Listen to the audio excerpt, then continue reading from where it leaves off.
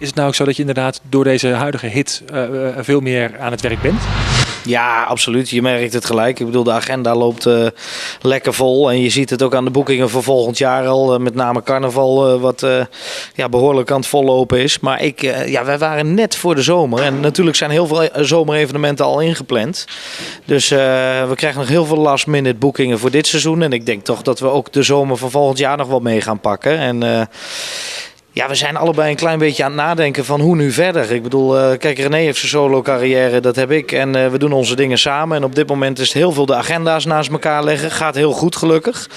Maar we hebben wel zoiets van, gaan we straks ieder onze eigen weg? Gaan we nog wat doen? We zien het wel. We laten het heerlijk op ons afkomen. En Wat zou jij willen? nou ja, goed. Ik bedoel, ik heb altijd gezegd, ik ben nooit zo van de duetjes of het moet op je pad komen. Dit is echt op mijn pad terechtgekomen. Maar René en ik hebben toch een klik met elkaar. En we hebben wel eens in het verleden samen vaker ook een liedje geschreven. Maar goed, we hebben links en rechts wel eens een keer wat ideetjes van om misschien iets te gaan doen in het theater of wat ook. Maar ik heb zoiets, ik ga nooit vooruit plannen. Ik zie wel wat er komt en waar ik op dat moment zin in heb. Nou, ik moet heel eerlijk zeggen, ik denk dat je ook nooit meer zo'n grote hit krijgt. Want dit is gewoon echt een uniek liedje. En dat is niet zozeer de tekst die we gemaakt hebben of de melodie, maar het wordt zo grandioos opgepakt. Ik schaar dit een beetje in het hoekje van Busje komt zo en wat had je toen, Toppetje en Briezer Ananas.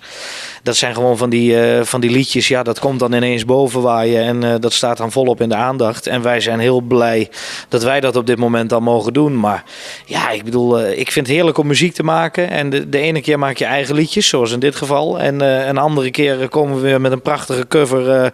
Zolang de mensen het maar leuk vinden tijdens de optredens en zolang ik heerlijk kan blijven zingen, dan vind ik het goed. Dat blijft het allerbelangrijkste, het zingen. Plezier met een hele grote P.